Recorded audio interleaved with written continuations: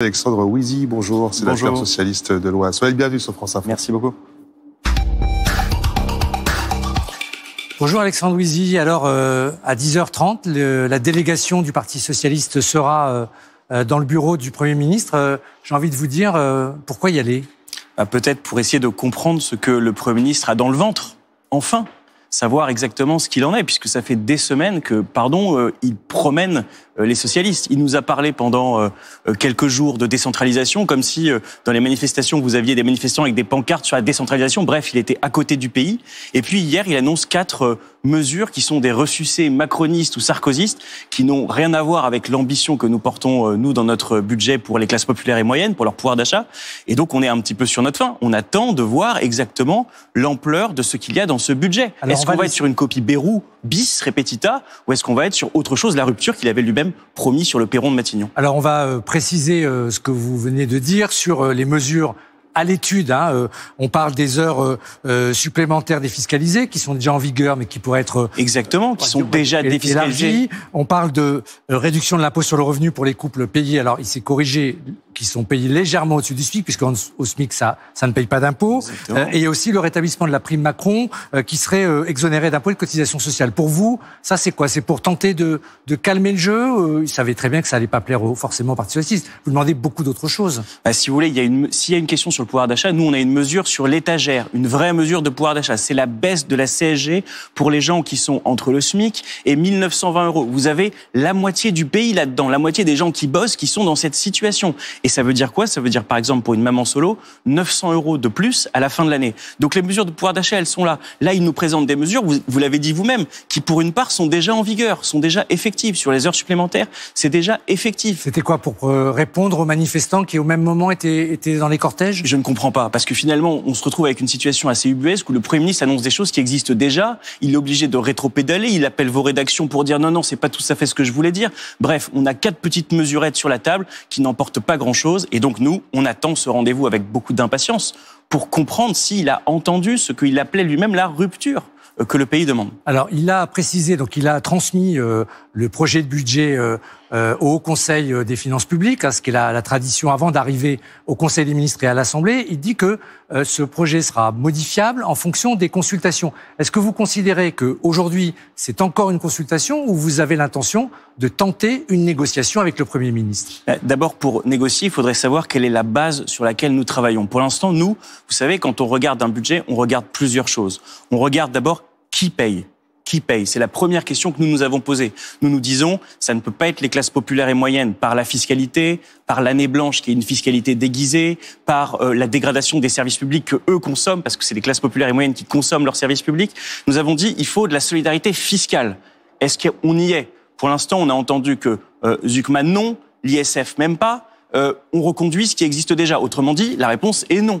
Ensuite, on a la question du... Il y a peut-être dans sa poche un projet pour la fiscalité pour les ultra-riches. Est-ce que vous y croyez ou pas encore? On l'espère en tout cas, parce que nous on veut le bien. Ça peut intervenir. Si vous voulez, nous on veut le bien du pays, donc on l'espère jusqu'au bout. On essaiera d'avoir des solutions qui portent le bien pour le pays. Deuxième élément dans un budget, c'est le rythme de consolidation. Ce qu'on avait déjà dit pour le plan Bayrou, c'est que l'austérité panique, trop rapide, elle casse la croissance, elle casse les carnets de commandes des entreprises, et l'OFCE nous dit qu'elle va faire remonter le chômage jusqu'à 9%. On veut pas ça pour notre pays, donc on a demandé une réduction du rythme. Évidemment qu'il faut consolider nos finances publiques, on en est d'accord, mais pas à cette vitesse, pas avec cette brutalité. Donc si il a aussi une trajectoire plus réduite, là il faudra aussi regarder, c'est un élément très important pour nous, le rythme de réduction. Mais la trajectoire, il n'y a que 3 milliards de différence, j'arrondis un peu, entre ce qu'avait proposé M. Bayrou, 4,6% de déficit à la fin de l'année 2026, et là on est à 4,7%.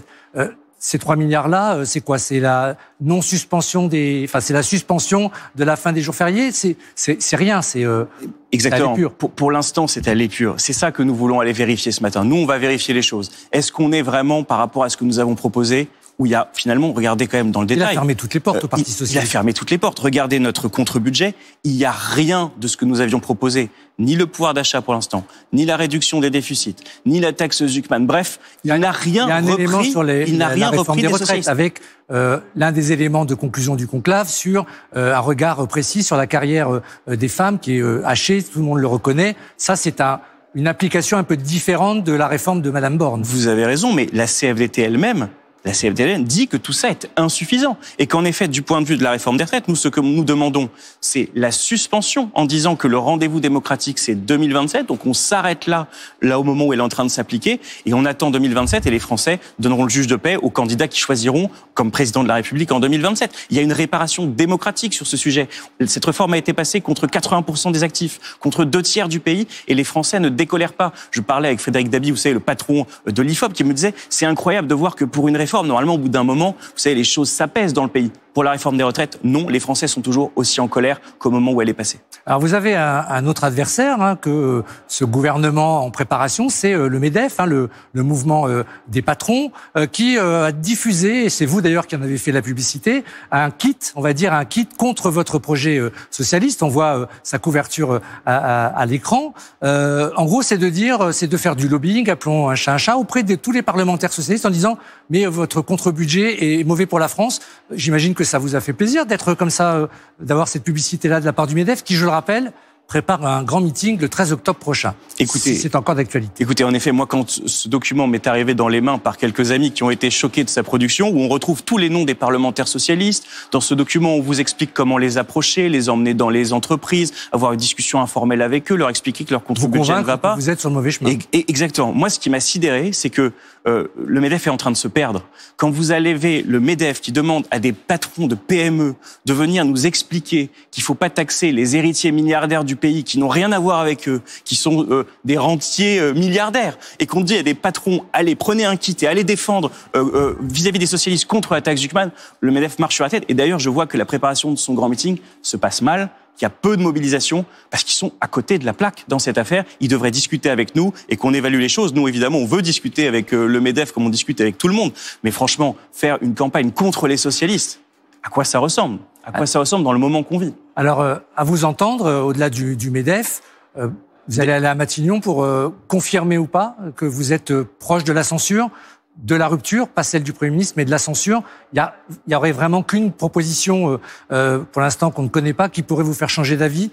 Vous irez à la non-censure, peut-être après la déclaration de politique générale, a priori la semaine prochaine. Écoutez, pour l'instant, en effet, on ne peut pas dire que le cheval n'est pas en train de courir à la falaise. C'est ça la vérité qui est notre sentiment. Après, on peut toujours cabrer et changer de direction. C'est ce qu'on attend du Premier ministre. On entend qu'il pourrait parler dans les prochaines heures. Peut-être qu'il va annoncer une rupture de cap. Il devrait parler à 8h45 à Matignon, avant même de recevoir le Rassemblement national à 9h, puis les délégations socialistes, écologistes et communistes. Eh bien, s'il pouvait ne pas parler pour ne rien dire, ce serait bien. Et ça pourrait changer de cap s'il faisait des annonces dans la cour de Matignon avant même de vous recevoir, où il est en train de dire « j'ai envoyé mon budget, maintenant je vais voir ce que je peux faire avec les oppositions ». Vous savez, nous on l'a toujours dit, on n'est pas dans la censure automatique. Notre sujet, c'est les Français. Donc si on trouve qu'il y a une rupture suffisante avec la politique macroniste, on est capable, non pas de soutenir, on est capable de penser un accord de non-censure. Mais aujourd'hui, je vous l'ai dit, tout ce qu'il y a sur la table, il n'y a rien de ce qu'on a demandé. Il n'y a rien de notre analyse de la société, du besoin de justice fiscale, du besoin de rendre du pouvoir d'achat aux classes populaires, de relancer aussi l'économie, la construction, ce qu'on propose dans notre budget. Bref, il n'y a rien de ce que les socialistes ont mis dans le diagnostic de la société. Comment voulez-vous qu'on s'y retrouve ? Comment voulez-vous que les gens de gauche s'y retrouvent ? Alors on verra ce qu'il y a dans cette prise de parole du Premier ministre. En cas de dissolution, éventuellement, si M. Lecornu était censuré, on peut imaginer qu'il y aura une dissolution. Avec quelle gauche unie? Vous êtes, vous, ce soir, en meeting avec M. Ruffin et Mme Lucie Castet. Vous excluez, vous aussi, une union, je dirais, nationale avec la France insoumise? Écoutez, moi, les choses, elles sont assez claires, en fait. Aujourd'hui, il y a des gens qui travaillent ensemble à 2027, à une proposition politique pour le pays. C'est ce qu'on appelle entre nous le périmètre de Bagneux, où, en effet, il y a ceux que vous avez cités, les écologistes, François Ruffin, les socialistes. Donc, ce cadre-là, pour moi, il est le cadre logique de la dissolution et le périmètre sur lequel il faut travailler. Maintenant, que les choses elles soient claires aussi.